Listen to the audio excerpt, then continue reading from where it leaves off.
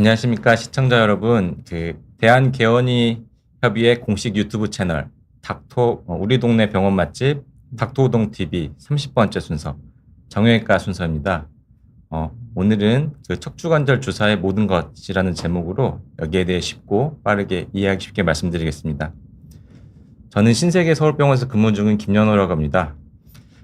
오늘은 일선에서 가장 슈퍼스타로 활약하고 계신 정형외과 개원이 신명호 원장님과 함께 하도록 하겠습니다. 원장님 잘 지내셨죠? 소개 감사합니다. 안녕하세요. 저는 신림연세 정형외과 원장 신명호입니다. 오늘은 이렇게 소개를 또 해주셨는데 김연호 원장님이랑은 사실 개인적인 친분이 있어요. 네, 이렇게 닥터우동 채널에 초대를 해주셔서 바쁘신 분을 여기서 또 만나게 됐습니다. 오늘 날씨도 너무 좋은데 이게 신 원장님 뵐 게 아니라 시청자분들 모시고 다 같이 나갔어야 되는데 우리가 또 이렇게 좋은 내용으로 발표를 해줘야 되기 때문에 오늘은 발표를 진행하고 어떠한 이야기는 이따 나누도록 하겠습니다. 외출만큼이나 유익한 시간을 한번 저희가 만들어 드리도록 하겠습니다. 오늘은 제목을 좀 자극적으로 한번 뽑아봤습니다. 척추관절 주사. 우리 주사 되게 많이 다양하게 사용하고 있는데 환자분들이 보시면은 주사가 너무 많아서 어떤 주사를 사용하는지 그리고 주사는 어떻게 분류가 되는지 이런 것들 좀 알아보면 좋을 것 같아서 우리가 척추 관절에서 사용하는 주사들을 한번 총정리를 해보는 시간을 가져보도록 하겠습니다. 저도 병원에서 진료를 보다 보면 이제 환자분들께서 저희 병원에서 맞은 주사도 그렇고 다른 곳에서 맞은 주사들에 대해서 왜 맞았는지 어떤 효과인지 효과가 없었을 때는 어떻게 해야 되는지에 대해서 질문이 너무 많더라고요. 그래서 이번 강의가 시청자분들께 도움이 크게 될 것 같아서 준비를 해봤습니다. 전체적으로 신 원장님께서 큰 틀에 대해서 먼저 말씀을 해주실 거예요. 이제 거기에 대해서 먼저 이해하기 쉽도록 말씀해 주시면 저는 이제 척추 부위에 대해서 몇 가지 특수한 주사들에 대해서 조금 더 구체적으로 말씀을 드리도록 하겠습니다. 네. 발표를 한번 시작해 보겠습니다. 제가 병원에서 진료를 하다 보면 다른 병원에서 주사를 맞고도 호전이 없다고 많이 내원하세요. 그래서 제가 환자분께 무슨 주사를 맞았는지 여쭤보면 열에 한 8명, 9명들은 무슨 주사를 맞았는지 정확히 잘 모른다고 하십니다. 사실 이런 상황 때문에 좀 난감할 때가 많은데 이런 경우에 제가 어떻게 치료를 이어나가야 될지 그리고 어떤 치료를 환자분께 권유를 하는 게 좋을지 좀 고민스러울 때가 많이 있어요. 그래서 그땐 제가 환자분께 초음파를 보고 주사를 맞았는지 아니면 시암이라는 영상을 보고 맞았는지 주사는 얼마 정도 간격으로 맞았고 몇 회 맞았는지 그리고 주사를 맞고 효과가 바로 있었는지 아니면 주사 맞고 통증이 좀 올라왔는지 이런 것들을 여쭤보게 되는데 이러한 것들을 통해서 어떤 주사를 맞았는지 유추를 해보게 됩니다. 사실 차트를 서로 공유를 할 수 있다면 좋겠지만 병원끼리는 환자 개인 정보가 담긴 차트가 공유가 되지 않기 때문에 항상 진료를 보게 되면 이런 수고가 좀 필요한 것 같습니다. 신 원장님께서 사실 정리의 달인이세요. 그래서 지금부터는 주사 치료에 대해서 큰 관점으로 신 원장님께서 한번 정리를 먼저 해주도록 하겠습니다. 우선 발표 좀 부탁드리겠습니다. 네, 그러면 이제 발표를 시작하도록 하겠습니다. 그래서 제가 오늘 정형외과 주사는 어떻게 구별하면 좋은지 좀 간략하게 정리를 해보았습니다. 이제 병원에서 주사를 맞게 되면 5가지 기준을 가지고 정리를 해보시면 환자분들도 어떤 주사를 맞았는지 도움이 많이 되리라 생각합니다. 일단 첫 번째로는 정확한 진단명, 내가 진단을 정확하게 어떻게 받았는지 이거를 아시는 게 되게 중요하고 두 번째로는 어느 부위에 주사를 맞았는지입니다. 이렇게 우리가 관절의 다른 부위가 아니라 관절 안에다가 주사를 맞은 건지 아니면 힘줄이나 인대에 주사를 맞았는지 아니면 근육이나 근막에 주사를 맞거나 아니면 신경관내에 주사를 맞았는지 그리고 장비를 이용해서 맞았을 때는 초음파를 보고 맞았는지 아니면 시암을 보고 맞았는지 시암이라고 하면 방사선 장비인데 이 뼈가 보이는 영상 장비 아래에서 주사를 맞는 것을 말하고 그걸 보고 맞았는지 아니면 맹검 주사라고 해서 우리가 의사가 이렇게 해부학적인 어떤 환자의 해부학적인 부분을 눈으로 보거나 아니면 만져서 주사를 맞았는지 이렇게 분류를 해볼 수가 있고 네 번째로는 어떤 목적으로 주사를 맞았는지입니다. 염증이 심해서 주사를 맞았다. 아니면 손상된 조직을 재생하기 위해서 주사를 맞았다. 혹은 윤활작용을 해주기 위해서 주사를 맞았다. 이렇게 분류를 해볼 수가 있고, 다섯 번째로는 어떤 성분의 주사를 맞았는지입니다. 이것도 환자분이 의사분께 여쭤봐도 아마 이야기를 해주실 것 같기는 한데, 스테로이드 성분이 들어간 주사를 맞기도 하고, 아니면 히알루론산, 포도당, PDRN, DNA 주사라고도 하고요. 콜라겐 주사, PRP 이렇게 분류가 돼 있고, 요 5가지를 확인을 하시면 대충 내가 어떤 진단으로 어느 부위에 어떤 목적을 가지고 주사를 맞았는지 알 수 있을 것 같아요. 그래서 환자분도 이렇게 분류를 해서 알고 계시면 내가 어떤 병원을 옮기게 되더라도 불필요한 치료를 반복하지 않을 수 있어서 좀 도움이 될 것 같고요. 저는 보통 병원에 내원하시는 환자분께 주사 치료를 하게 되면 이제 이 주사가 어떤 효과가 무엇이고 어느 정도 효과가 있는지 말씀드리고 주사를 합니다. 그래서 제 나름대로는 차트에다가 어떤 주사를 어떤 용량으로 주입했고 다음 내원했을 때는 증상의 호전 정도가 어느 정도 있는지를 적어 놓게 되면은 환자분이 다음에 비슷한 증상으로 내원했을 때 효과가 있었다면은 비슷한 치료를 좀 이어갈 수가 있고, 만약에 효과가 없었다면은 다음 단계로 넘어갈 수 있기 때문에 환자분의 시간과 돈 낭비를 막기 위해서라면 잘 기억해 두시는 것이 좋을 것 같습니다. 자, 아까 5가지 분류를 좀 해보았는데, 그래서 첫 번째, 여러분이 병원에 내원했을 때 가장 중요하게 아셔야 될 것은 정확한 진단명입니다. 진단을 정확하게 알아야 내가 어떤 치료를 하게 되는지를 알 수 있고, 내가 이 병에 대한 정보를 찾아보기도 하고 병을 예방할 수도 있기 때문에 정확한 진단을 아는 것이 굉장히 중요합니다. 사실 통증이 있어서 내원해서 치료를 하다 보면 정확한 진단이 없이 먼저 치료를 하게 되는 경우도 있는데, 가능한 진단들은 뭐가 있는지, 혹은 어떤 진단에 제일 가까운지 정도는 듣고 치료를 받는 것이 환자분들에게 도움이 될 것 같습니다. 그리고 아까 큰 분류에서 두 번째로는 어느 부위에 주사를 맞는지인데, 우리가 정형외과에서 맞게 되는 주사는 주사 부위에 따라서 크게 4가지 정도로 분류를 해서 볼 수가 있습니다. 관절 안에다가 주사를 맞는 관절광내 주사, 그리고 힘줄과 인대에 맞는 건촌의 주사, 그리고 근육이나 근막에 주사를 맞는 경우가 있고, 그 다음에는 마지막에 신경관내에 주사를 맞는 경우가 있습니다.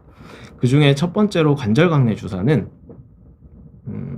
이제 어깨나 팔꿈치, 그리고 손목, 그리고 고관절이나 무릎, 발목처럼 큰 관절들 안에서 생기는 염증이나 병변 때문에 관절 안에 직접 주사를 놓게 되는 경우에 관절광내 주사를 맞게 됩니다. 관절은 기본적으로 이렇게 뼈와 뼈가 이루는 구조를 관절이라고 하는데, 그 관절 안에는 연골이 있고 활액막이라고 하는 구조물이 있습니다. 그래서 그 안에서 염증이 생기거나 하면은 관절광내에 주사를 맞게 되는데, 그래서 내가 관절에 문제가 있다 그러면 관절광내에 주사를 맞을 수 있는 것입니다. 두 번째로는 힘줄 인대 주사입니다.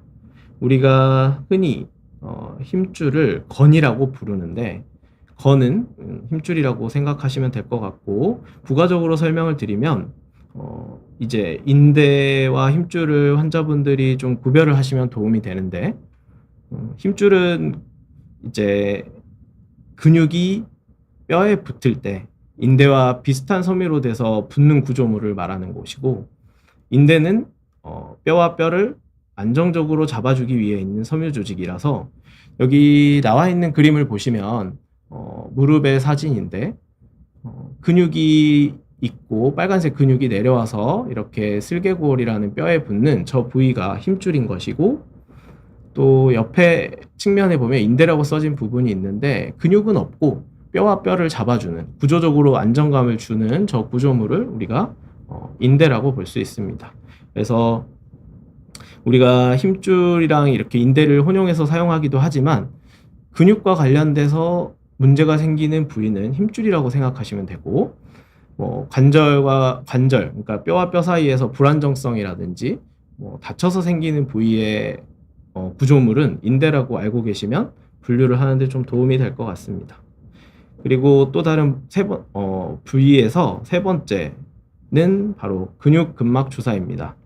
우리가 흔히 TPI 그리고 통증 유발점 주사라고 부르는 주사이고, 보통은 주사를 맞을 때 초음파 주사 혹 초음파를 사용해서 주사를 맞거나 아니면 시암이라는 영상 장비를 이용해서 주사를 맞는데, TPI라고 하는 이 근육 근막 주사는 이 근육에 보시는 것처럼 빨간 점을 보시면 통증을 유발하는 통증 유발점이라는 것이 있습니다.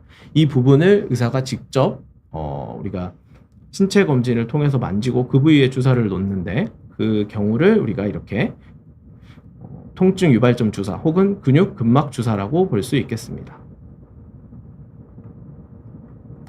네 번째는 신경에다가 맞는 주사입니다. 사실 신경에다가 맞는 것은 아니고 신경 주변에다가 주사를 놓는 것인데, 우리가 흔히 신경 주사라고 부르긴 합니다.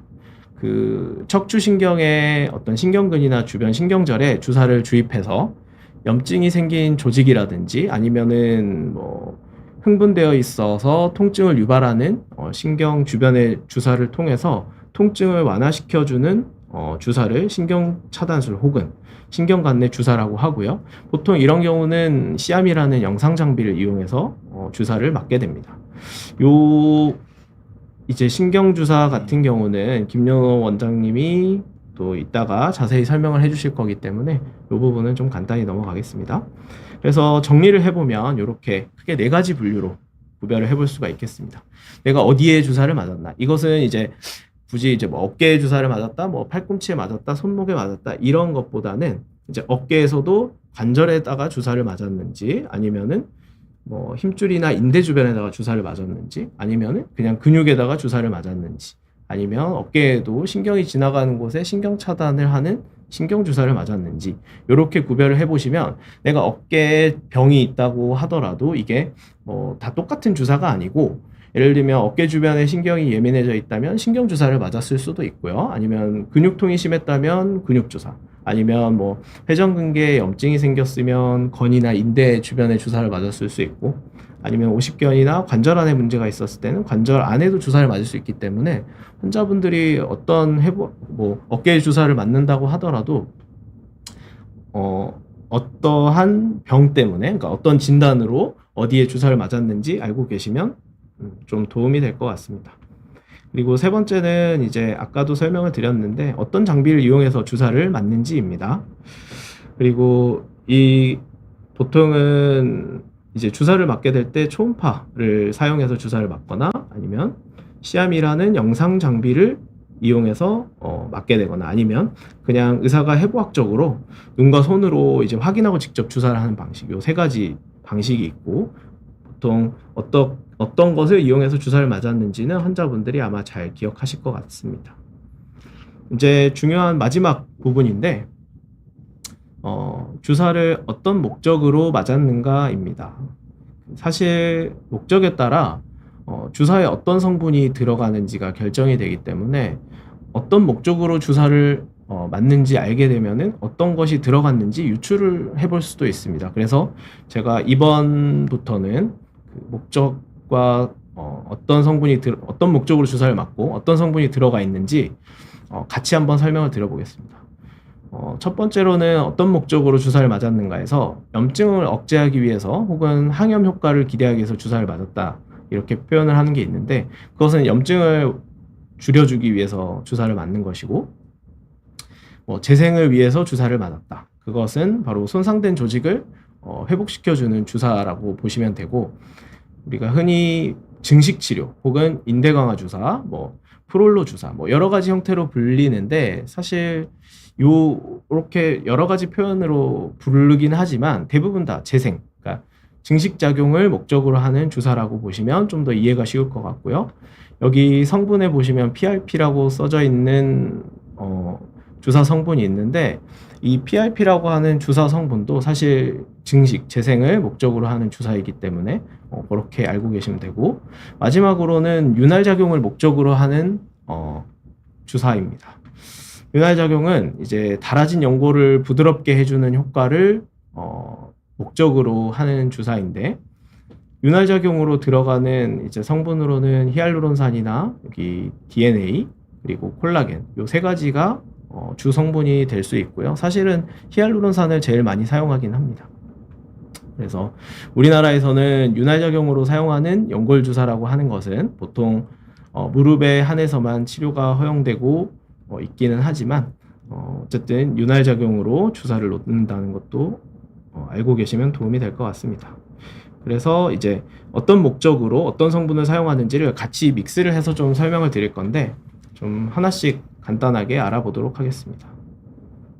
먼저는 염증 억제를 목적으로 사용하는 항염 주사입니다. DNA도 그리고 콜라겐 주사도 염증을 완화시키는 효과가 있다고 알려져 있기는 하지만 이제 DNA랑 콜라겐 주사는 보통 재생 효과가 더 크다고 알려져 있기 때문에 그거는 재생 주사 편에서 알아보도록 하고 염증 억제를 목적으로 하는 주 성분은 사실 스테로이드입니다. 이게 우리들 흔히 말하는 뼈주사라고 하는 것인데 스테로이드 주사는 장점과 단점이 아주 명확한 주사입니다.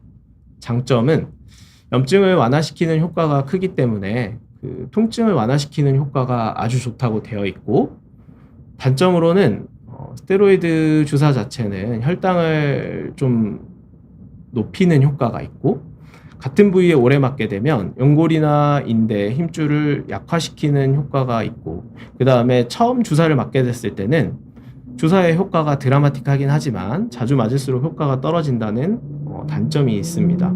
그래서 스테로이드 주사를 맞게 되면 이렇게 장점과 단점을 좀 잘 알고 계시면 도움이 될 것 같습니다.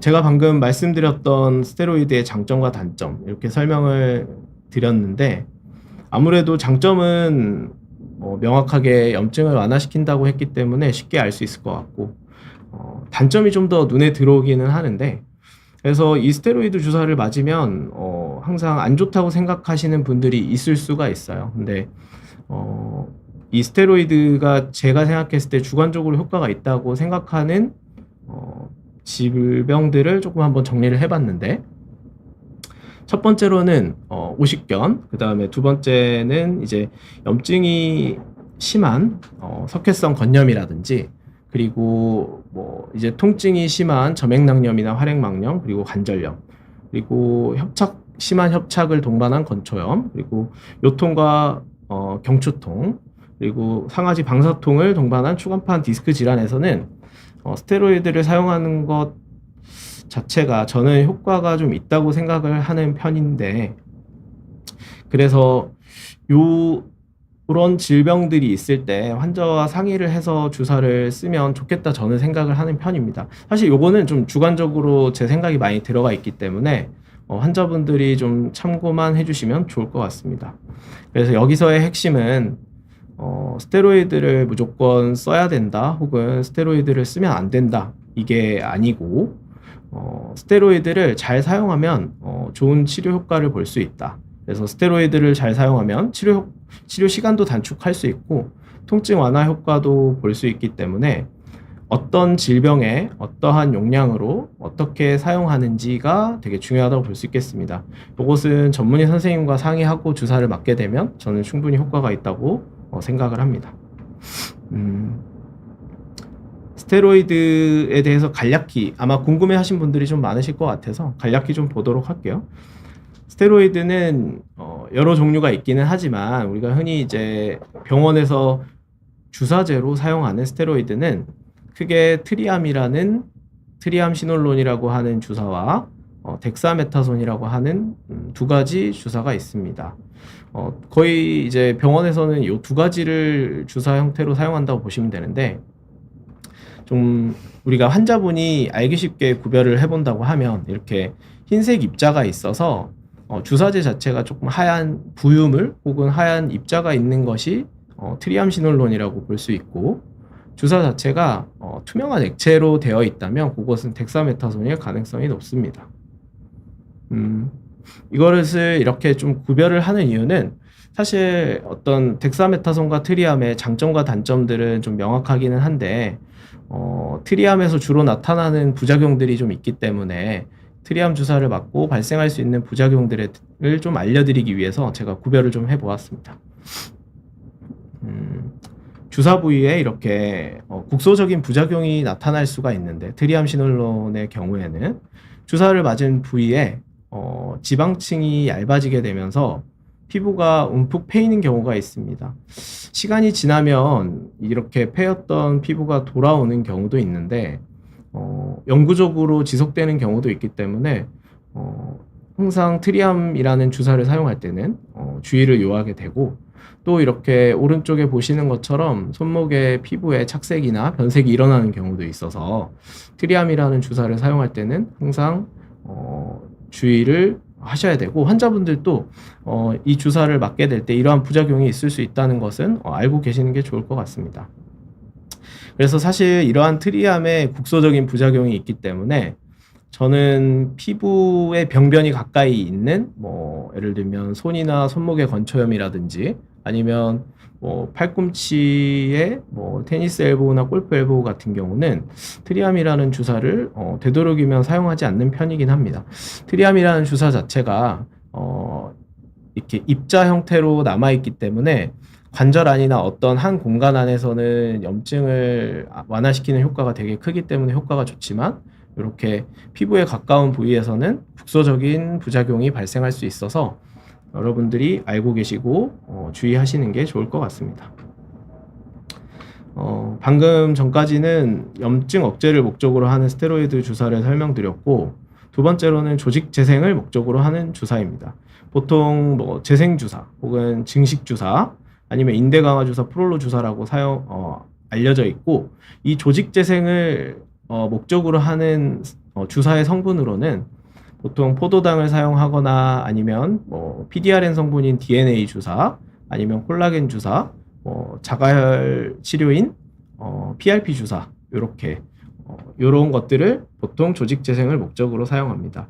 이 주사들은 이 세 가지 단계, 염증기, 그리고 그게 염증이 회복되면서 증식되는 증식기, 그리고 재형성되는 리모델링기를 거쳐서 이렇게 세 가지 단계에서 손상된 조직이 회복이 되는데, 이 세 가지 기전을 모두 이용해서 치료를 하는 것을 재생 주사라고 합니다.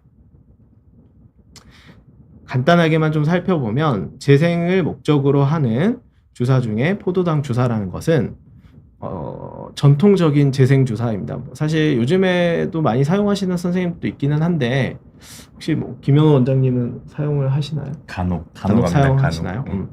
저는 요즘에 사용하는 횟수가 좀 줄기는 했는데, 방금 전에 설명드린 그 조직 재생의 그 세 가지 기전을 모두 이용해서 하는 치료 방법입니다.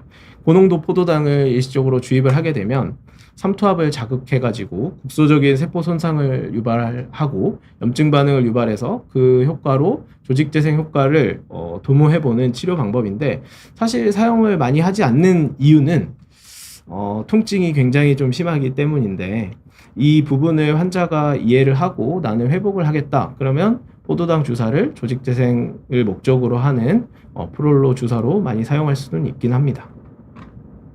두 번째는 연어의 DNA에서 추출한 PDRN을 사용한 DNA 주사, 흔히 우리가 DNA 주사라고 알려져 있는 주사를 사용해서 치료 효과를 보는 것입니다. 원래는 피부과에서 이제 피부 재생을 목적으로 많이 사용했는데, 이게 정형외과에서도 이제 효과를 인정받아서 손상된 조직에 회복시키는 효과가 있다고 알려져 있어서 우리가 이 조직 재생을 목적으로 DNA 주사를 사용하게 되고, 또 이 DNA 주사 자체는 소염 효과, 염증을 가라앉히는 효과도 경미하지만 좀 있기 때문에 인대나 힘줄에 염증이 있거나 손상이 있는 경우에 DNA 주사를 사용을 하게 되는 경우도 있습니다.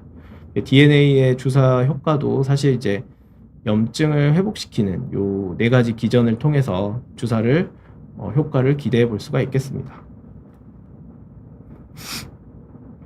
다음으로는 조직 재생을 목적으로 하는, 아까 좀 전에 포도당과 DNA 주사 설명을 드렸고, 콜라겐 주사입니다.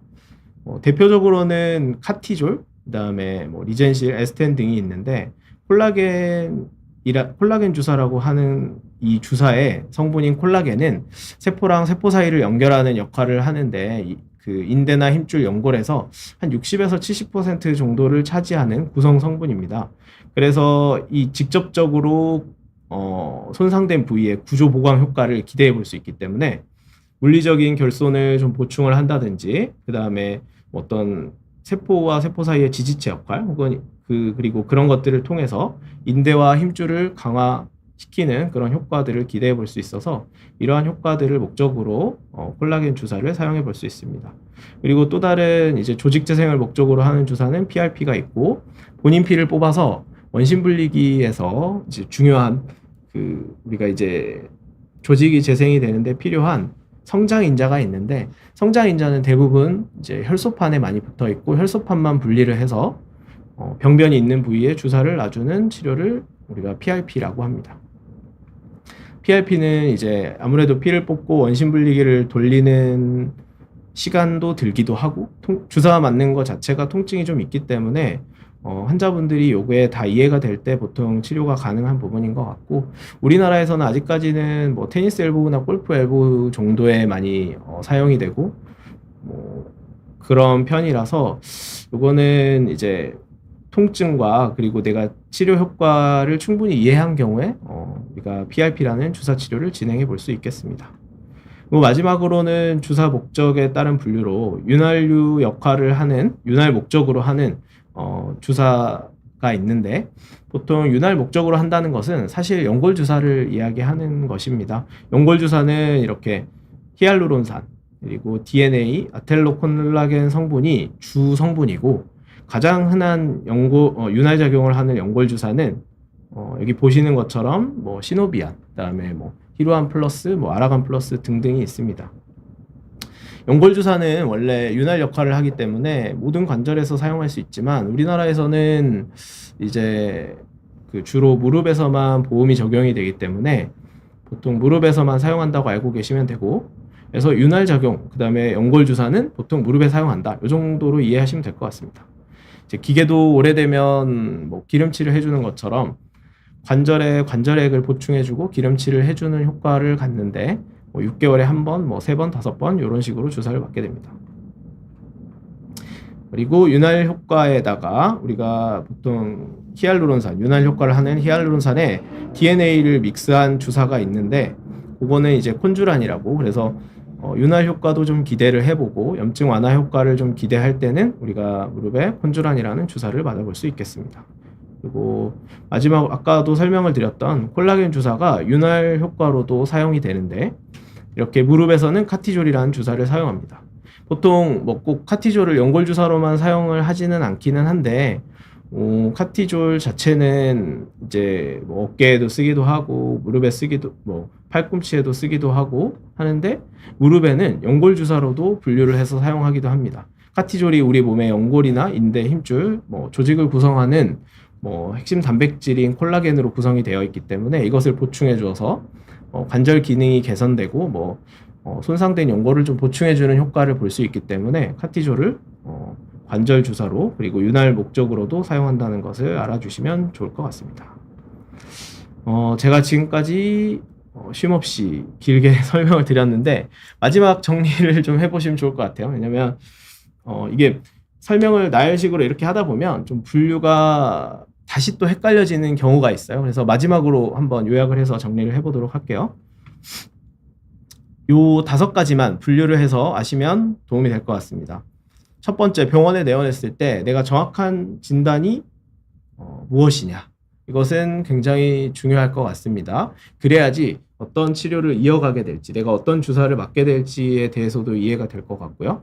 그 다음에는 내가 어떤 부위에 주사를 맞는지, 그리고 어떤 장비를 이용해서 주사를 맞는지, 그리고 어떤 목적으로 어떤 성분의 주사를 맞고 몇 회 정도 주사를 했는지, 이렇게 분류를 해서 기억을 해두시면 혹시라도 내가 주사가 효과가 있다든지 혹시 주사에 효과가 없을 때에도 내가 전에 했던 이 치료들을 기억하고 있다면 다음에 이어서 치료를 받을 때, 혹은 병원을 옮기게 돼서 치료를 할 때도 도움이 될 수 있기 때문에 요 5가지를 가지고 분류를 해보면 아마 다음에 주사를 맞는데도 큰 도움이 될 것 같습니다. 제 발표는 좀 길긴 했는데 여기까지 하도록 하겠습니다. 와. 이어서 김연호 이거 원장님이 제가 좀 도움이 많이 되는 것 같은데. 그런가요? 다음에 기회가 되면 한번 더 정리를 해서 올려보도록 하겠습니다. 제가 얼마 전에 신 원장님 따님 사진을 뵀는데 너무 똑같이 생겼더라고요. 그래가지고 그것도 너무 신기했는데 야, 이 화면으로 계속 20분 정도 보고 있으니까 계속 따님 얼굴밖에 안 보여가지고 제가 라이브 방송이 처음이라서 사실 지금 30분이 지났는지 모르고 있었습니다. 약간 얼굴이 더 뽀샤시해 네. 보여가지고 따님 얼굴밖에 기억이 안 나서 이제 점차 더 귀여워 보이고 있습니다. 지금 큰일 났습니다. 자, 이 질문이 좀 많이 들어오고 있기 때문에요. 제가 척추 치료 주사는 이제 크게 보면 몇 가지가 많지는 않아가지고요. 여기에 대해서 짧고 간단하게 빨리 좀 정리를 해드리고 넘어가겠습니다. 일단 이제 주로 이제 척추, 특히 이제 허리 부위의 주사 치료가 워낙 많이 하거든요. 근데 이게 신 원장님께서 말씀하신 것처럼 어떤 주사를 왜 맞았는지, 몇 회 맞았는지 이런 것들을 알아야 그 병을 치료하는 데 있어서 환자분께도 도움이 되고 혹시 그 치료가 도움이 안 될 때 그 다음 후속 치료를 정할 때에도 앞에 어떤 주사를 맞았는지가 꽤 도움이 많이 되거든요. 그래서 환자분이나 치료하시는 분들 좀 알아야 돼서 여기에 대해서 간략하게 한번 준비를 해봤습니다. 이제 크게 보면 이렇게 6가지 주사 치료를 좀 많이 하게 되거든요. 통증의 원인에 따라서 이제 척추 부에는 이렇게 6가지 주사를 많이 하는데 간단히 먼저 말씀드려본 첫 번째 이제 좀 많이 쓰는 순서대로 좀 해봤거든요. 이제 신경근 차단술이라고 보통 이제 척추가 아프면 특히 허리가 아프면 이제 다리로 내려가는 통증이 심해서 병원에 가장 많이 오시거든요. 이 다리로 가는 신경 주변으로 약을 넣어서 그 통증을 없애는 게 신경근 차단술. 그리고 허리가 너무 많이 아파서 특히 허리 뒤쪽이 뻐근하니 아파서 오신 분들에서 허리 뒤쪽에 통증을 많이 줄이는 요즘 가장 많이 시행되고 있는 이 후지 내측지 차단술. 그리고 이제 허리 다리 아주 넓게 여기저기 막 다 부실 때 그리고 빨리 치료해야 될 때 이 꼬리뼈 주변으로 하는 미추신경 차단술. 그리고 이제 허리 또는 다리에 통증이 있는데 여러 가지 이유 때문에 1, 2, 3번의 치료가 힘들거나 좀 아프다는 것을 좀 최대한 적게 만들고 싶을 때 하는 경막의 차단술. 그리고 이제 갑자기 아픈 게 아니라 오랫동안 아프신 분들이 있어요. 만성 허리 통증이라든지 만성적인 허리 주변 통증이 있을 때 그 주변의 조직을 재생시키는 그 증식 치료가 있고 또 이게 엉친과 허리 아래쪽에 이제 엉덩이 부위에 통증이 있는 경우 이 천장관절에서 아파서 아프신 경우도 많거든요. 그래서 이 천장관절에 주사를 놓는 천장관절 주사. 이렇게 6가지로 한번 나눠서 간단히 설명드려보도록 하겠습니다. 먼저 신경근 차단술입니다. 이름이 일단 어렵거든요. 그래서 이 이름을 다 외우는 건 어려울 것 같고요. 내가 이 주사마다의 특징이 좀 있습니다. 그래서 그 특징을 보시고 나는 이거를 맞았었구나 이것만 이해하셔도 좋을 것 같아요. 일단 저기 신경근의 근자가 그 뿌리자예요. 우리 신경 하나가 실제 이름이 신경뿌리거든요. 뿌리 하나씩 이렇게 내려온다 그래서 이 신경근 주변으로 놓는 주사를 신경근 차단술이라고 하고 이게 원래 들어갈 때 마취제가 좀 들어가서 이제 영어에서 한국어로 번역이 될 때 이제 차단시킨다는 이름이 붙어버렸는데 이게 그렇다고 뭐 신경을 자르거나 없애거나 그런 게 아니라요. 일시적으로 통증 신호를 차단한다 이렇게 보시면 돼요. 좀 더 중요하게는 그 신경 주변의 염증을 없애는 게 더 큰 겁니다. 그래서 다리로 내려가는 신경 주변에 약을 넣어줘서 다리로 가는 통증이 줄어들게 하는 주사인데요. 특징이 이게 효과가 되게 빨라요. 주사 딱 맞고 내려오시면 바로 좀 좋아지는 걸 많이 느끼시는데 그리고 단점이 근데 너무 신경에 가깝게 들어가면 정말 다리에 번개 치듯이 짜르륵 하고 내려오기도 하고요. 이것 때문에 이제 일시적으로 다리에 좀 힘도 빠지기도 하고 신경 막에 구멍이 좀 뚫리면은 머리가 좀 아픈 경우도 있습니다. 이런 단점들 때문에 하시는 분도 많지만 안 하시는 선생님들도 많거든요. 그래서 신경근 차단술이 있고 이때 이제 환자분께서 느끼시기에 주사를 딱 한두 대 딱 맞았는데 다리로 전기 오듯이 뻗치는 느낌이 딱 가거나 뭔가 다리로 전기 오는 느낌이 내려오고 다리로 따뜻한 느낌이 내려오고 이러실 때는 나는 신경근 차단술을 맞았구나. 다리가 아파서 맞았고 이것 때문에 효과가 있었나 없었나 이렇게 아시면 될 것 같아요. 그리고 이제 두 번째는 후지 내측지 차단술이라고 합니다. 이게 이름이 진짜 어려워요. 후지 내측지라는 신경에 놓는 거거든요. 이름이 어려워서 사실 이거를 이름을 다 외울 수는 없고 이 특징이 있습니다. 이게 허리 가운데에서 양쪽으로 2개씩 또는 3개씩 그러니까 총 한 6방 정도의 주사를 맞게 되거든요. 마치 침 놓듯이요. 그래서 허리에 한 6방 정도 그 주사 치료를 했다. 이러면 대부분 다 이 치료를 받은 건데 이 치료는 굉장히 좀 안전해요. 거의 생길 수 있는 부작용이 많이 없거든요. 그리고 이제 그래서 아주 뭐 지병이 있거나 저희가 어떤 몸 상태에서 크게 판단이 되지 않을 때 허리 통증을 줄이기 위해서 가장 많이 하는 그 치료고요. 이때는 이제 이렇다 보니까 아까 말씀드린 다리로 가는 신경 뿌리에 직접적으로 약이 들어가지는 않으니까 다리 통증이 막 갑자기 확 좋아지진 않고 허리 통증이 서서히 좋아집니다. 그런데 이제 안전한 게 커서 주로 좀 많이 하게 되고요. 그래서 환자분들이 느끼시기에는 허리에 양쪽에 3번씩 6방 정도의 주사를 맞았다. 이렇다면 이 후지 내측지 차단술을 했다라고 생각을 하시면 되고요. 이때는 서서히 그 허리 통증이 많이 줄어드는 걸 알 수가 있으실 겁니다. 그리고 이제 3번째는 밑주신경 차단술이라고 우리 꼬리뼈 주사라고 많이 알려져 있는 건데요. 사실 꼬리뼈 쪽에서는 허리로 길이 뚱 나 있어요. 그게 이제 몇 가지 인대라든지 구조물에 막혀 있는 게 주사 바늘로는 딱 뚫리거든요. 그래가지고 그 꼬리뼈 쪽에 딱 주사 한번 맞아서 허리라든지 다리 통증이 좋아지게 하는 주사인데 이 주사 다른 주사는 좀 시암이라는 그 영상 장치, 엑스레이 같은 걸 찍으면서 정확히 놔야 되거든요. 근데 이 주사는 사실은 경험이 좀 있으신 분들은 이제 손으로만 만져도 이게 어디로 놓을지 알 수가 있어가지고 아주 응급 상황에서도 빠르게 간단히 좀 놓을 수 있는 게 장점이고요.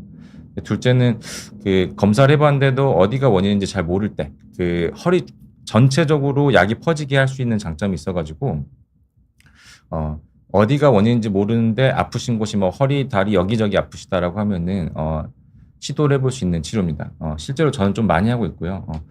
안전하기도 안전하고 그 시간이 좀 빠르게 끝나고요. 그다음에 꼭 그 영상 장치 없이도 놓을 수 있기 때문에 이렇게 밤중에라든지 이럴 때도 놓을 수 있는 게 장점입니다.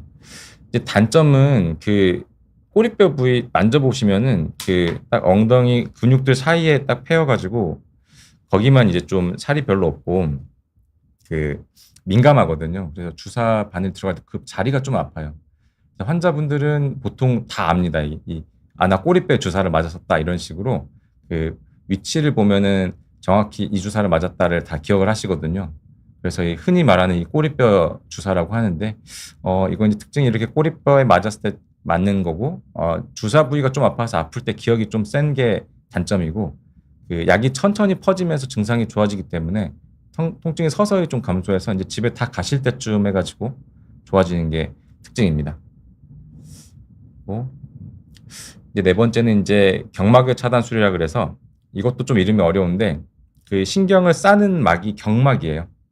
그 신경 싸는 막 바깥쪽에 논다 그래서 경막외 차단술이라고 하고 좀 더 정확히는 여기서는 이제 후방 경막의 차단술을 말하는데 후공간 경막의 차단술을 말하는데 앞서서 말씀드린 주사들은 이제 간혹 주사 공포증이 있는 분들이 있으세요. 그 주사를 맞을 때 아까처럼 이게 다리가 엄청나게 찌릿했다든지 너무 여러 대 맞으니까 아프시다든지 또는 꼬리뼈 맞았을 때 그 기억이 너무 안 좋다든지 이런 분들 중에서 그런데 이제 허리랑 다리로 통증이 너무 심한데 나는 주사에 너무나도 좀 그 두려움이 있다. 또는 이제 지금 영상 장치가 좀 충분히 그 작동을 하지 않는 상황이다. 이럴 때 이렇게 투시 장치 없이도 가능하고 빠르게 허리나 다리 통증 해결할 수 있는 쉬운 방법입니다. 특히 이제 마취통증의학과라든지 이렇게 주사 치료를 많이 하시는 분들은 그 더 빠르고 쉽게 그냥 만져서도 나올 수가 있는 주사거든요. 그래서 이렇게 시간이 짧고 빠르게 응급 상황에서 놓을 수 있어서 많이 쓰는 건데 이런 경우에 조금 바로 신경 싸는 막 바깥에 놓는 거다 보니까 신경막이 뚫리는 경우가 간혹 있어요. 그래서 두통이 생기는 경우가 꽤나 종종 있고 이게 신경에 너무 가깝게 약이 들어간 좀 단점이 있어가지고 일시적으로 다리가 좀 저리거나 힘이 빠진 일들이 있을 수가 있습니다. 그래서 만약에 주사를 맞으셨는데 허리 딱 가운데다가 이거는 절대 2번 안 놓거든요.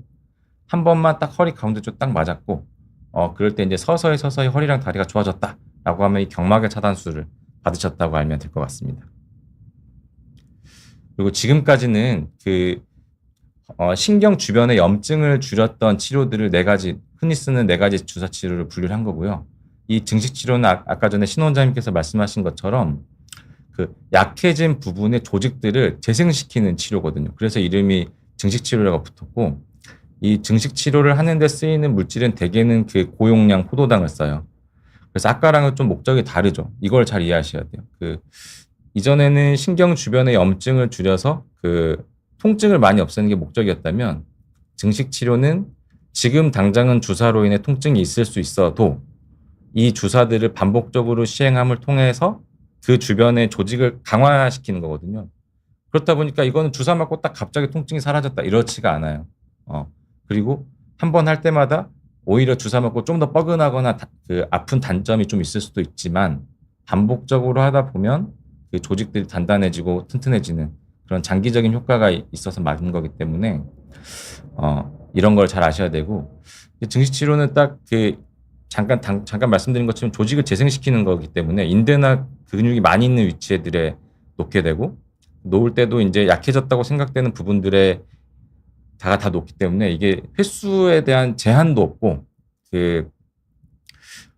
되게 많이 놓습니다. 이제 의사 선생님이 보실 때 약하다고 느껴지는 곳들에 많이 놓기 때문에 어떤 분은 막 30군데씩 주사 맞기도 하고요. 어떤 분은 적어도 한두 군데 하시는 분은 거의 없어요. 대개는 서너 군데 정도의 주사를 하게 됩니다. 그렇다 보니까 이게 단점이 한 번 딱 주사 맞는다고 그게 딱 튼튼해지지 않거든요. 그러니까 여러 번 주사 치료해야 되는 단점이 있고 보통은 한 일주일 단위, 짧게는 막 3, 4일 단위로 주사 맞는 분도 있어요. 그리고 아까 전에 신 원장님 말씀하신 것처럼 이게 일시적으로 염증을 일으켜서 염증 때문에 조직이 튼튼해지는 원리이기 때문에 그 염증이 생기는 처음 2, 3일간은 더 아프고 뻐근하기도 합니다. 이걸 잘 이해하셔야 돼요. 그래서 나는 주사를 맞고 하는데 더 아프다. 근데 뭐 의사가 갑자기 한 4, 5일 있다 또 와서 또 맞아야 된다 이렇게 얘기를 하시는 거라면 이 증식 치료일 가능성이 높습니다. 그래서 이제 증식 치료는 이제 여러 번 주사를 한 번에도 여러 번 놓고 또 그 주사 자체도 몇 주에 걸쳐서 여러 번 놓는다는 특징이 있기 때문에 그리고 다른 주사랑은 좀 효과가 다르게 당장 좋아지는 게 아니니까 이걸 꼭 알고 계셔야 돼요. 그리고 이제 마지막으로 허리가 아닌데 엉덩이, 엉치 쪽이 아프다는 분들이 많아요. 특히 뭐 앉아있을 때, 다리 꼴 때, 체중이 실릴 때. 이제 허리 문제인 경우도 많아서 이제 허리 주사를 많이 맞는데 이제 그래도 낫지 않는 경우에 이렇게 천장관절이라는 천추뼈랑 장골뼈 사이 관절이라 그래서 천장관절이거든요. 이 자리에 놓는 주사입니다. 그러니까 기본적으로는 무릎 안에 놓는 주사랑 똑같아요.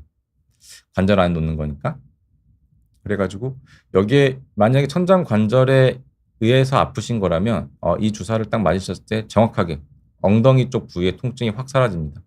그리고 관절에 놓는 거기 때문에 위험한 건 별로 없거든요. 그래서 치료 시간이 굉장히 짧고 대신 이제 통증이나 뻐근함이 이제 천장 관절의 특징인데 여기에 주사가 맞으면 바로 좋아지긴 하는데 좀 뻐근한 느낌 좀 오래 가는 경우가 있어요. 왜냐하면 움직일 때 계속 써야 되는 움직이는 관절이기 때문에 또 이제 여러 번 치료가 필요할 수도 있는 단점이 있습니다.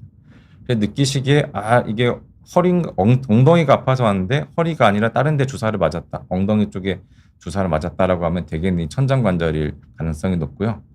맞았을 때 엉덩이 쪽 부위에 통증이 많이 좋아집니다. 반대로 다리 쪽으로는 좀 효과가 좀 떨어질 수가 있어요. 그래서 이제 이렇게 6가지가 특별히 이제 허리 주변에, 척추 주변에 맞는 주사들의 특징이고요. 그래서 이것들을 또 다시 한번 정리를 해보면 저도 이제 신 원장님하고 같이 발표 준비를 하다 보니까 이게 정리 습관이 생겼는데 이제 이렇게 6가지 치료들은 각각 이렇게 특징들이 있어요. 근데 이름을 아시기는 조금 이름들이 다 어렵거든요. 이게 저도 좀 어렵습니다 아직도. 그래서 이 말씀드렸던 각각의 느낌들을 보셔서 내가 어떤 주사를 맞았는지를 아시고 이 주사를 맞았다면은 이제 의사 선생님이 뭐를 의심하고 있다라는 게 대략 알게 되거든요. 그리고 그 주사를 맞았는데 혹시 효과가 없거나 또는 효과가 있거나 한다면 그 다음 치료들도 알 수가 있기 때문에 내가 어떤 주사를 맞았는지는 잘 알고 계시는 게 앞으로도 도움이 많이 되실 것 같아요. 저희가 이제 시간이 많지 않아서 이제 발표는 여기까지 좀 정리를 좀 해보도록 하겠습니다. 질문이 벌써 좀 많이 들어오고 있습니다. 예. 그래서 지금까지 저희가 좀 말씀드린 내용들 또 얼른 답들 해드리고요. 시청자분들께서 이 귀한 시간에 좀 해주신 질문들을 얼른 빨리빨리 좀 말씀을 드려보도록 하겠습니다. 조승현님께서 말씀해 주셨는데요. 그렇죠. 목 디스크가 있으시군요. 제가 목이 안 좋다는 게 어디선가 소문이 났는지 자꾸 스트레칭 얘기가 많이 나오는데 그렇죠. 목이 항상 뻐근하죠. 스트레칭 어떤 게 좋은지 좀 여쭤보시고 유튜브에서 보면은 막 어떤 거는 좋다 그러고 어떤 건 안 좋다 그러고 자꾸 좀 헷갈리시잖아요. 그래서 그거 한번 정리해볼게요. 이게 목 아픈 이유가 목 디스크 때문에도 아프지만 사실은 그 근근막 통증 증후군이라고 목 근육의 그 긴장 때문에도 생길 수가 있거든요. 이것 때문에 그 스트레칭 방법의 차이가 나는 것 같아요. 결론적으로 목 디스크는 스트레칭이 전부 기본적으로 그 뒤로 피는 신전을 많이 하는 게 기본 원리고 앞으로 구부리는 거나 돌리는 거는 덜 하는 게 더 좋습니다. 이게 목 디스크가 치료되는데 좋은 방향의 치료거든요. 그래서 신전으로 방향되는 스트레칭을 해야 되고 목만 스트레칭하면 안 돼요. 사실 이 목, 그 등, 허리가 다 연결돼 가지고 이 부분이 전반적으로 정렬이 좋아져야 목에 걸린 하중도 줄기 때문에 허리를 꼿꼿이 세우고 가슴을 내밀고 이 자세에서 견갑골을 뒤로 모으면서 뒤통수가 견갑골로 닿게끔 해야 되고 이거 하라고 그러시면은 이게 운동하듯이 이렇게 그냥 빠르게 그냥 하는 분들이 있는데요. 그 스트레칭한 자세에서 최소한 5초 정도는 있으셔야 돼요. 근육은 이런 식으로 해야지 그 압력이 풀리거든요. 그래서 방금 같은 동작을 한 번 하실 때 5초 정도 해야 되고 두 번째는 목만 하면 안 되고 허리도 펴고 가슴도 내미는 전체적인 척추 정렬을 유지하면서 스트레칭을 해야 좋습니다. 이제 저는 보통은 이제 두 가지를 많이 하는데 이렇게 허리 펴고 가슴 펴고 한 다음에 팔꿈치끼리 등 뒤에서 붙인다는 생각으로 견갑골끼리 등 뒤에서 붙인다는 생각으로 쭉 펴면서 그 목을 뒤로 젖히는 이거랑 그다음에 팔을 이렇게 만시하듯이 자세한 상태에서 이렇게 두 가지를 좀 많이 하고 있어요. 진료실에서 실제로 많이 하시나요? 저는 왔다 갔다 하실 때 아무도 안 볼 때 계속 이러고 그렇습니다. 있습니다. 계속 이러고 있습니다. 저희 진료 보신 분들은 다 알고 계실 거예요. 뭐 아프신지. 제가 말씀하시다가도 계속 이러고 있거든요. 슈퍼맨처럼 가슴만 내밀고 있다고 혼난 적도 있습니다. 근데 저도 궁금한 게 좀 있긴 한데 혹시 근막 통증 증후군에서 오는 뒷목 통증이랑 디스크에서 유래되는 뒷목 통증이 구별이 좀 정확히 되시나요? 아니면 사실 딱 뚜렷하게 되진 않아요. 그런데 이제 목 디스크는 실제로 필 때는 좀 목 디스크에 압력이 덜 걸리니까 신전을 할 때는 좀 덜 아프고 구부릴 때 좀 더 많이 아파지고 이런 게 특징인데 그 근근막 통증 증후군은 기본적으로 근육이 전반적으로 긴장해가지고 딱 쪼그라들어 있는 거거든요. 그래서 온갖 방향으로 움직일 때 전부 아파요. 그러니까 그런 분들은 목을 뒤로 펴도 여기가 당겨가지고 잘 못 피고 있는 경우들이 있어요. 여기뿐만이 아니라 팔다리에 있는 다른 근육들도 이게 긴장이 돼 있어가지고 이게 우리가 관절을 수동적으로 움직여 보면 거기가 되게 뻣뻣한 게 좀 단점입니다. 이제 그런 분들은 온갖 방향으로 운동을 해야죠, 스트레칭을. 네. 그런 분들이 꽤나 있어요. 네. 승환 씨님께서는 다음 질문 주신 거는 제가 답변을 한번 드려볼게요. 무릎이나 어깨 주사도 종류가 굉장히 많더라고요. 스테로이드, 히알루론산, DNA 주사 같은 것들은 각각 어떤 환자에게 쓰는 건가요? 이게 사실 구별이 잘 구별을 해서 하나만 쓰는 경우는 잘 없는 것 같아요. 제가 주사를 놓다 보면 보통 DNA 주사랑 스테로이드를 같이 섞기도 하고 그 다음에 히알루론산과 스테로이드를 같이 섞기도 해요. 이게 주사 효과가 섞이면 어떤 효과가 어떻게 나는지 환자분들도 조금 혼란스러울 것 같기는 한데 일단 기본적으로 통증이 아주 심할 때는 스테로이드가 조금 들어간다. 혹은 환자분이 의사 선생님께 스테로이드가 혹시 들어갔냐 이렇게 여쭤보시면 좀 더 명확히 알 수 있을 것 같고요.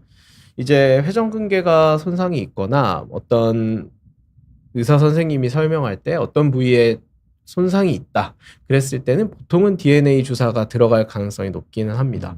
그리고 이제 히알루론산 같은 경우는 보통은 다른 관절들에서 이제 무릎에서 보통 많이 사용하는데 그거를 어떤 윤활 작용이 주 목적일 때는 히알루론산을 쓰는 게 많은 것 같고요. 염증이나 통증이 심한 경우에는 스테로이드를 주로 쓰는 것 같고, 그리고 이제 조직 손상이 있거나 회복돼야 되는 어떤 인대, 그리고 힘줄, 그다음에 관절 연골에 회복돼야 되는 손상들 같은 경우에는 DNA 주사를 좀 더 많이 쓰는 것 같습니다. 근데 실제 필드에서는 혼용돼서 혹은 섞어서 되게 많이 사용하는 것 같은데 김연호 원장님 어떠신가요? 그렇죠. 그러니까 이분이 얼마나 많이 불편한지에 따라 좀 다른 것 같아요. 일단 굉장히 너무 많이 아파서 너무 힘들어 하시는데 내일 당장 큰일을 해야 되고 무리해야 될 것 같다 이러면 일단 빨리 통증을 줄여주고 염증을 줄여줘야 되니까 이제 그때는 좀 더 스테로이드를 적극적으로 쓰는 편이고 이제 히알루론산은 그 관절의 움직임을 좀 부드럽게 하고 어느 정도 염증도 억제를 하니까 만약에 엑스레이나 이런 걸 봤을 때 거기에 이제 관절염의 소견이 좀 있으면 좀 더 쓰는 편이고요. 뭐 히알루론산 써서 나쁠 건 없으니까요. 그 DNA 주사 같은 경우는 아까 말씀하신 것처럼 조직 재생 효과가 있으니까 이분이 그 부분에 조직이 약해졌다라고 판단이 되면은 쓰는데 이제 DNA 주사가 이제 경제적인 비용이 좀 들기 때문에 요거는 좀 상이해가지고 많이 쓰는 편인 것 같습니다. 그러면 정리를 해보면 환자가 너무 아파서 왔느냐 아니면 내가 뭐 예를 들면 무릎 같은 경우는 좀 이제 삐그덕거리거나 뭔가 이렇게 기름칠이 필요한 상태이냐 아니면 뭔가 손상이 된 게 회복되는 게 더 중요한 상태이냐 뭐 이런 거에 따라서 어떤 주사가 주로 들어가야 되는지가 좀 결정이 될 것 같긴 합니다. 혹시 궁금하시면 주사 놓는 의사 선생님한테 어떤 주사들이 들어갔는지 한번 여쭤보시면 그게 또 도움이 많이 될 것 같네요. 김경애님께서 70대 중반이시군요. 예. 언덕에서 그렇죠 넘어지셔가지고 허리를 다치셨는데 그렇죠 CT도 찍었는데 이상이 없다 그랬는데 다음에 이제 엑스레이 찍어보니까 금이 갔다고 들으셨군요. 네오나란 말씀이 없으셨는데 그렇죠 이제 말씀을 들어보면은 10개월 전에 넘어지셔서 다치셨는데 당시에 검사로는 안 나올 정도로 약간의 금이 갔던 건데 10개월 후에 촬영을 해보니 금 갔던 흔적이 남아있다 이렇게 얘기를 들으신 것 같아요. 근데 이제 보통 10개월이 지나면은 그 척추뼈가 금이 가 있어도 만약에 그 사이에 다치신 게 없으면 그대로 잘 굳거든요. 10개월 지나면 대부분 잘 굳어요. 그래서 아마도 척추뼈는 금이 갔다가 다 붙었을 가능성이 높고요. 그런데 지금 그거 이후로 허리 아프다는 말씀이시죠? 이제 척추뼈 골절 이후에 허리가 아픈 경우는 크게 두 가지가 있어요. 척추뼈가 부러지고 난 다음에 이게 주저앉거든요. 이게 주저앉으면은 사실 사람 몸이 좀 바뀌어요. 약간 꾸부정하셨을 수도 있어요. 이게 뼈가 옆에서 봤을 때 앞쪽만 푹싹 주저앉아가지고 사람 몸이 이렇게 꾸부정하게 변하거든요. 이 몸의 자세가 변하는 거에서 오는 통증이 있을 가능성이 제일 높고요. 두 번째는 원래도 허리에 어딘가에 관절염이 있거나 협착증이 있으셨는데 금 갔던 그 이벤트 후로 분명히 그 주변에 근육이 좀 약해지거나 뭐 활동량이 줄면서 그 원래 갖고 있던 지병이 좀 심해졌을 수가 있습니다. 그거를 좀 알아야 될 것 같아요. 그래서 지금 하셔야 될 거는 병원에 가셔가지고 다 MRI 검사나 엑스레이 검사를 해보시고 내가 왜 아픈지에 따라 좀 확실히 달라질 것 같아요. 아픈 게 그 뼈 골절로 인한 후유증으로 자세가 바뀌어서 그런 건지 원래 있던 허리 안에 문제가 골절 이후에 심해져서 아픈 건지를 확인해가지고 만약에 후자 쪽이라면 원래 협착증이나 디스크가 심해져서 아픈 거라면은 스테로이드 주사를 맞으면 허리 고통이 그때는 좋아지실 거고요. 골절로 인해서 자세가 변해서 이게 그 통증이 있으신 거 이거 운동으로 하셔야 돼요. 스테로이드 주사 맞는다고 낫는 게 아니에요. 그래서 요거는 전문가랑 좀 상의를 하셔야 됩니다. 김 원장님 찾아가면 저 오면은 제가 또 이렇게 잔소리 엄청 하죠.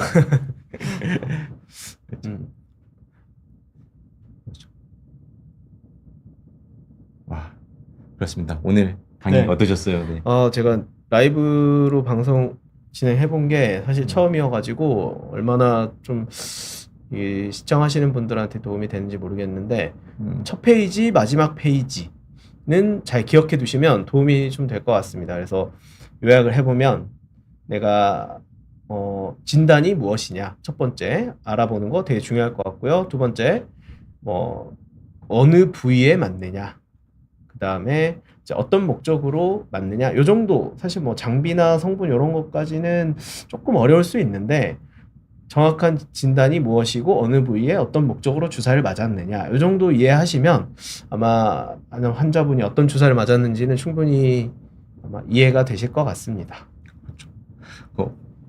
주사를 맞고 이제 어떤 주사를 맞았는지 그리고 그 주사에 대한 효과가 어땠는지를 알아야 그 다음에 하셔야 될 것들도 본인께서 어느 정도 이해하고 따라갈 수가 있거든요. 그래서 주사 치료가 워낙 요즘 종류가 다양해가지고 그 주사 치료에 대한 어느 정도 이해가 있으시면은 앞으로 아프신 거에 대한 관리가 훨씬 편하게 될 수 있을 것 같습니다.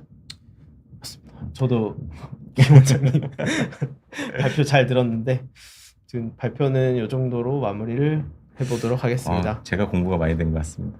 자, 네. 이상으로 닥터우동 30번째 저희 그 발표를 저희가 마치도록 하겠습니다. 자, 모두 날씨가 좋은데요. 주말 잘 보내시고 가정의 달 5월도 행복하고 따뜻하게 잘 보내시고 아프지 않으셨으면 좋겠습니다. 네. 행복하십시오. 네, 감사합니다. 시청해주셔서 감사합니다.